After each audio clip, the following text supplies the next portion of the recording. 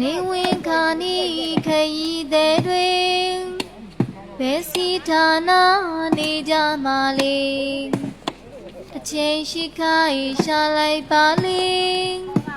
နေဝင်ကဒုက္ခပင်လေဝေဒီမှာမူချဖြစ်ကြလေပြီမသေးခင်လေးတင်တွေးချိန်မီ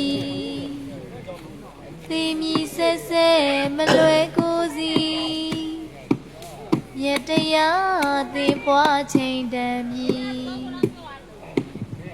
နေ့စဉ်အားထုတ်ပြုလုပ်တွင်အားလက်သီးနေ့တနေ့မမြင်